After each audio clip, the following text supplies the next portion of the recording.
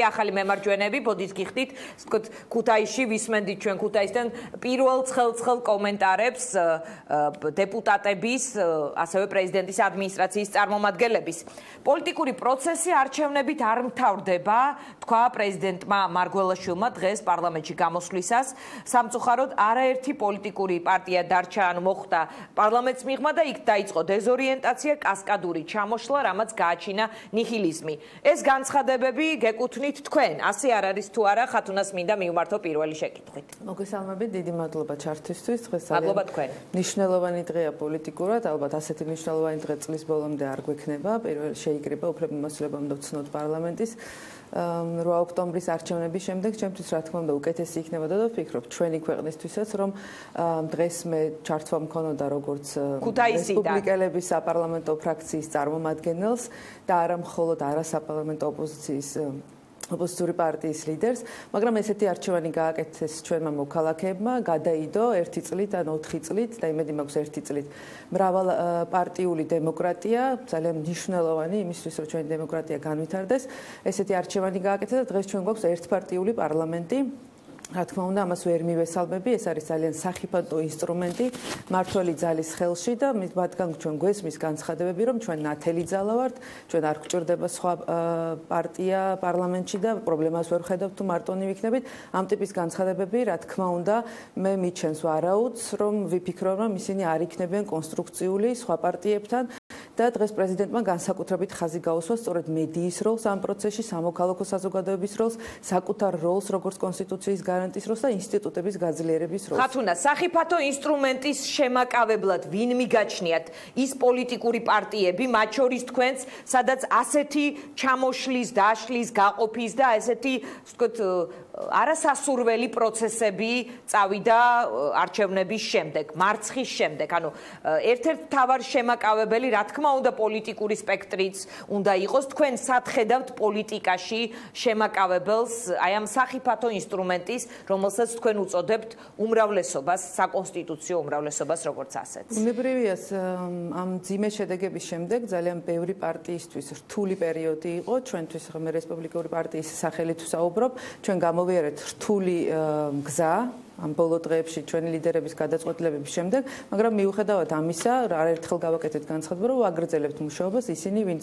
ხედავთ პარტიის მომავალს, ჩვენ უნდა ვიმუშაოთ ახლა პარტიის ფეხსედადგომაზე, იმისთვის, რომ გაძლიერდეს პარტია და ბუნებრივია ამ პოზიციიდან, სადაც ვართ, პარლამენტს გარეთ, ვაპირებთ, რომ ძალიან აქტიური ოპონირება გაუწიოთ დღეს მმართველ ძალას და ბუნებრივია არასაპარლამენტო ოპოზიციის როლი ძალიან დიდია ამ პროცესში, ისევე როგორც მედიის და სამოქალაქო საზოგადოების რომელიც იყოს უნდა იყოს ძალიან მობილიზებული იმისთვის, რომ ყველა პროცესში, ყველა გადაწყვეტილებაში, ყველა დისკუსიაში მიიღოს მონაწილეობა და აჩვენოს მმართველ ძალას, რომ ასეთ პირობებში, როდესაც საკონსტიტუციო უმრავლესობა არის თავმოყრილი ერთი ძალის ირგვლივ და ისინი გეგმავენ საკონსტიტუციო ცვლილებებს, ჩვენ გვესმის მათი მხრიდან ინიციატივები, ამ პროცესში მაქსიმალური იყოს სწორედ არასაპარლამენტო ოპოზიციის როლი, მედიის როლი და სამოქალაქო საზოგადოების როლი. კალბატონ მანანა ნაჭყებიას მინდა ვკითხო, ჩვენ მოვისმინეთ უმრავლესობის წევრთა პოზიციები, განცხადებები, სადაც ისინი პრეზიდენტის გამოსვლას არ აკრიტიკებენ. მაგრამ ჩვენ მოусმინეთ სალომე ზურაბიშვილს, ის დამოუკიდებელი დეპუტატია, ბუნებრივია, მეტი თავისუფლება აქვს ალბათ პოზიციონირებისას, თუმცა ოცნების მხარდაჭერილი იყო, რომელიც ამბობდა, რომ ის დირექტორივით გველაპარაკებოდა, საუბარია პრეზიდენტზე. თქვენი დაკვირვებით პრეზიდენტის გამოსვლა და შემდეგ ეს რეაქციები, რა შთაბეჭდილებას გიტოვებთ, როგორი იქნება შემდეგი 4 წელი პარლამენტის და პრეზიდენტის მთავრობის, რომელიც ამ უმრავლესობის გაგრძელება ასევე და პრეზიდენტის ურთიერთობა. მოგესალმებით, პირველ რიგში რა თქმა უნდა მინდა მივულოცო პარლამენტის ახლად არჩეულ წევრებს დღევანდელი დღე, მივულოცო ზოგადად ის, რომ ისინი ხალხის რჩეულები არიან და 4 წლის განმავლობაში იმუშავებენ საქართველოს პარლამენტში და მინდა წარმატებები უსურვო. რაც შეეხება თქვენს მიერ დასმულ კითხვას, სიმართლე გითხრათ, მე ვისურვებდი, რომ მომავალი პარლამენტი იყოს არა ისეთი ტიპის განცხადებების მქონე, როგორც ქალბატონმა სალომემ გააკეთა, არამედ როგორც მოვისმინეთ ჩვენ მარიამ ჯაშის და აკაკი ზოიძის განცხადებები, იმიტომ რომ ამაშია ქვეყნის მომავლის განვითარების საწინდარი და ამაშია წარმატების საიდუმლო. მე მაგ განცდა, რომ ეს პარლამენტი კვლავ დაიყოფა ორ ნაწილად და სამწუხაროდ ჩემთვის ალბათ პირველი ნაწილი იქნება უფრო ბევრი და უფრო დიდი რაოდენობით ადამიანები, პარლამენტის წევრები, რომლითაც თავარია რომ საზოგადოებას დაუმტკიცონ რომ ისინი არიან კვლავ ყველაზე ძლიერი ოპონენტები ნაციონალური მოძრაობის, იმიტომ რომ ისინი სწორედ ამით მოვიდნენ. განა იმ როგორ გითხრათ, იმ საფუძველზე კი არ არიან ისინი პარლამენტის წევრები, რომ ყველაზე ჭკვიანები, გონიერები, ხედვები აქვთ ქვეყნის სხვადასხვა მიმართულებით განვითარებით, არამედ იმით, რომ სამწუხაროდ კარგად დაუღეს ალღო ამ რეალობას, რომ იყიდება კარგად, რაც შეიძლება ძლიერი ანტინაციონალური სულისკვეთება და განწყობა, იყვნენ მოვიდნენ ამით. გამოგეჩინათ იგივე ქალბატონო მანანა, თუ მივხვდით რომ ბაზარზე ეს კარგად იყიდებოდა, არ ვიცი, პოლიტიკურ სტრატეგიას და ტაქტიკის ამბავი იყო ალბათ. და ამომრჩევის ნების. თუ თვლი რომ პატიოსნება არ არის რაციონალური, მაშინ, ნუ რა ვიცი, პოლიტიკაშიც არ გესაქმება და ზოგადად ურთიერთობებშიც იჭრები ადამიანი. ამიტომ ძალიან გთხოვთ ჩვენ და სხვა პოლიტიკოსები და საბედნიეროდ არიან ასეთი პოლიტიკოსები, ნუ ჩაგთვლით ადამიანებად, რომლებმაც პრინციპებისთვის არ ვებრძოლეთ და პრინციპების გამო არ დავისაჯეთ. ქალბატონო მანანა, არა, ასეთი შეკითხვა მაქვს. ეს არაპატიოსანი იყო ნაციონალურ მოძრაობასთან მკვეთრი დაპირისპირება ოცნების მხრიდან, ანუ მათი ეს პოლიტიკური ტაქტიკა თქვენთვის იყო არაპატიოსანი და ამიტომ მიიღეთ ეს შედეგი, თუმცა ისინი უმრავლესობით არიან, მინდა რომ მაყურებელმა კარგად გაიგოს. დიანა, არასწორად გამიგეთ. ჩვენ უნდა ამოვიდეთ ქვეყანას რა სჭირდება. აი აქედან უნდა ამოვიდეთ. ქვეყანას დღეს ნამდვილად არ სჭირდება განუწყვეტლივ ნაციონალური მოძრაობის 9 წლიანი საქმიანობის შეფასება. ეს არის განვლილი ეტაპი, წავიდა და სხვათა შორის ამან აცოცხლა კიდევაც ნაციონალური მოძრაობა. ქართული ოცნებისთვის, ნუ მთავარი ამოსავალი წერტილი და მთავარი თემა ეს იყო, იმიტომ რომ მათ დაინახეს საზოგადოებაში ეს განწყობა. მე როგორც ახალი მემარჯვენეების წარმომადგენელს დარწმუნებული ვარ სხვა პოლიტიკოსებსაც ამ ქვეყანაში ღმერთმა უკნას რომ მარტო ვიყოთ ჩვენ. გვაინტერესებს ქვეყნის წისვლა და ქვეყნის წარმატება. და აი ახლა ამას თუ შევაფასებთ პარლამენტის მომავალი პარლამენტის საქმიანობიდან, აქ საკითხი დადგება ასე. ან ეს პარლამენტი დაემსგავსება თავიდან ბოლომდე წინამოწვევის პარლამენტს, სადაც თავარი სულისკვეთება მაპატიონ და იყო ერთი რომ ყოფილიყავი ყველაზე სერიოზული ოპონენტი ნაციონალური მოძრაობის და რაც შეიძლება ნაკლებად გეწყენინებინა ბიძინა ივანიშვილისთვის, მაშინ ჩვენ ვერ მივიღებთ განვითარებას ქვეყნისას, ვერ მივიღებთ უკეთეს პარლამენტს, ან ამ პარლამენტში აღმოჩნდებიან ადამიანები, რომლებსაც ეყოფათ ნებისყოფა ამ 115 კაცი თქვენ ხედავთ რესურს ივანიშვილთან დაპირისპირების. დიახ, რა თქმა უნდა, ისინი თქვათ გააკეთებენ ისეთი ტიპის განცხადებებს, რომლებიც ჩემთვის ძალიან სასიამოვნო დღეს მოვისმინეთ, რომ პრეზიდენტის გამოსვლა იყო არა საბავშვო ბაღის დირექტორის გამოსვლა, არამედ ეს იყო ძალიან გაწონასწორებული, სწორი აქცენტების მქონე გამოსვლა, ზუსტად იყო ჩამოყალიბებული რა პრობლემების წინაშე დგას ქვეყანა, რა პრობლემების გადაწყვეტას უნდა მოკიდოს ხელი მომავალმა პარლამენტმა და თუ ეს ადამიანები ასე გააგრძელებენ თავიანთ საქმიანობას, ისინი ძალიან მარტივად შეძლებენ რომ მოწყდნენ იმ წყაროს, რომელმაც ისინი მოიყვანა პარლამენტში და უკვე დამოუკიდებლად განაგრძონ საქმიანობა. არჩევანი მათზეა. ოღონდ ეს მინდა იცოდენ მათ, რომ ქვეყნის მომავალი განვითარება სწორედ დამოკიდებულია რამდენად შეძლებენ ეს ადამიანები აი ასეთ დამოუკიდებელ საქმიანობას. თქვენ ხედავთ ამ 115 კაცში წინააღმდეგობის რესურს იმ პერსონასთან, რომლის დიდ წილზე და დამსახურებაზე არის მუდმივად საუბარი ოცნების გამარჯვებაში. ხედავ, უпростоრად ალბათ მინდა რომ დავინახო, თუმცა აი ეს მინდა დავინახო გარკვეულწილად არის ცალკეული ადამიანების წარსულით, მათი პიროვნების და იმით რომ ეს ადამიანები და განსაკუთრებით პირველ ათეულში მყოფი ადამიანები ასე თუ ისე ნაზიარები არიან ევროპულ დემოკრატიას, მათ იციან რა არის დემოკრატია და მგონია რომ არ წავლენ პრინციპების საწინააღმდეგოდ. თუ წავლენ პრინციპების საწინააღმდეგოდ, მე ღმად ვარ დარწმუნებული რომ ისინი თავიანთ თავს როგორც პოლიტიკოსებს დაისამარებენ და რაც ყველაზე მთავარია, იცით, არავისი პოლიტიკური ბედი არ მაინტერესებს. მე მაინტერესებს ჩემს ქვეყანაში რა იქნება და მე მაინტერესებს როგორ მოახერხებს ეს პარლამენტი, რომ ეხლა აი ამ 4 წლის მანძილზე მაინც შეუსრულოს ადამიანებს დანაპირები.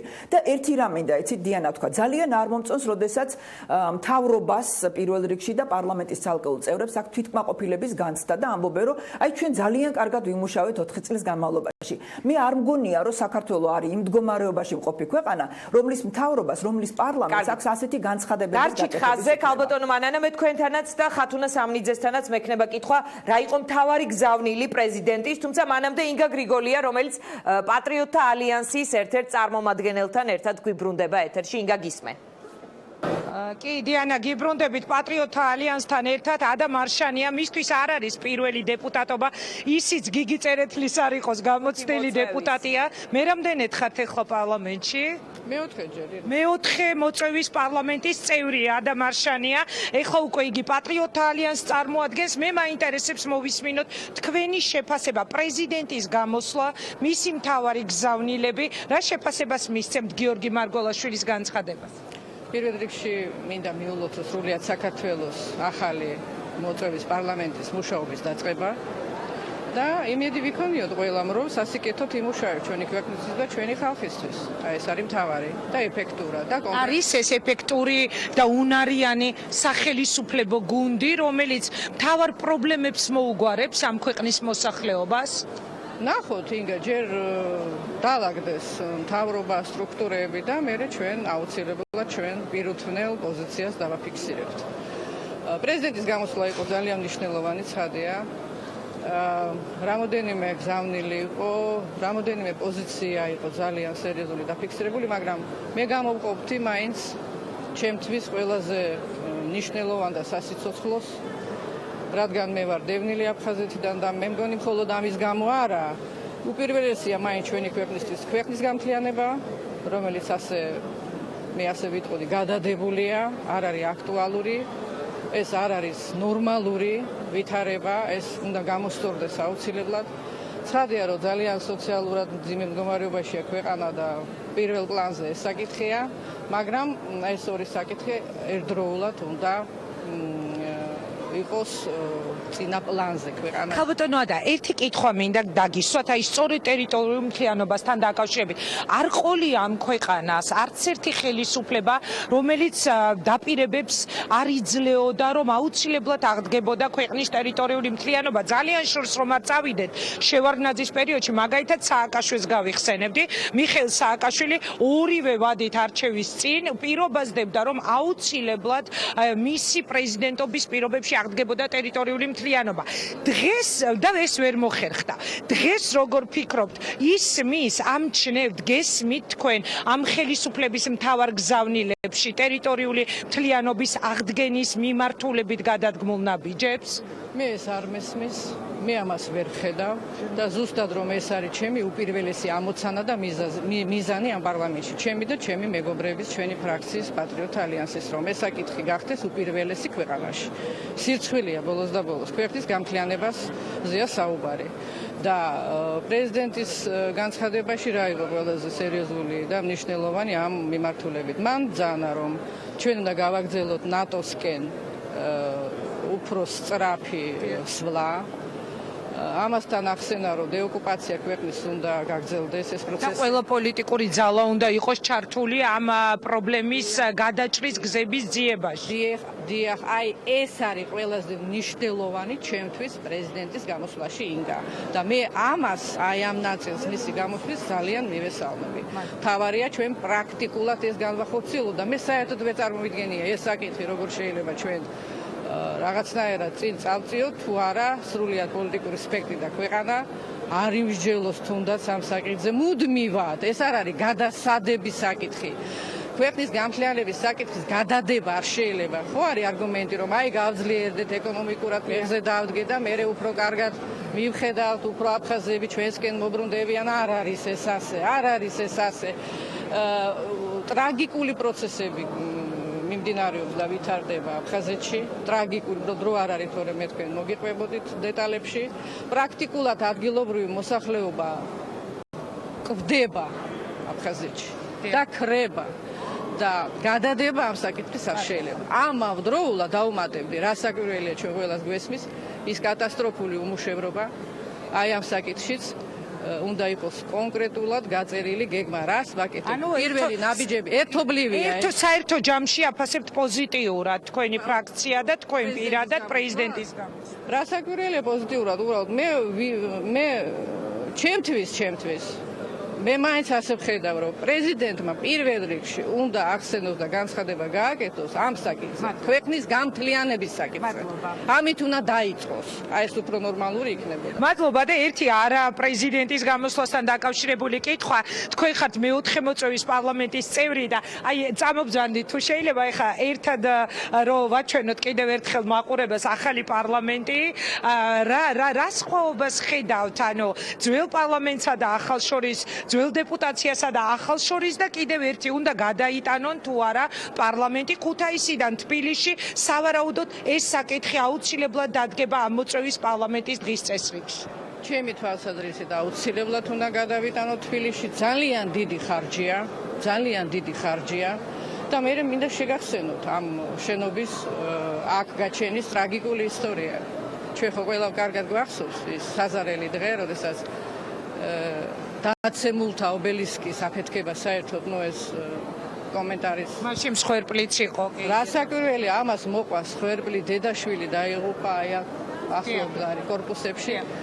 და ტრაგიკული ისტორია აქვს. ანუ უნდა გადავიდეს პარლამენტი. საკურველი აუცილებლად ჩვენ აუხსნათ მოსახლეობას. მე მგონი მოსახლეობას ესმის, უბრალოდ აი ქუთაისის მაცხოვრებლებს ძალიან ბევრ ადამიანს არ უნდა ეს. იმიტომ რომ უკავშირებენ რაღაცა მიხედავენო უფრო ქალაქსო და ქალაქს ისედაც უნდა მივხედოთ. პარლამენტი აქ იქნება თუ არა ნამდვილად. დიდი მადლობა წარმატებას გისურვებ. დიანა, ეს იყო პატრიოტთა ალიანსის ერთ-ერთი ლიდერი ადამ არშანია. დიდი მადლობა ინგას და მის საინტერესო სტუმრებს ჩვენ სტუდიასთან ვაგრძელებთ საუბარს.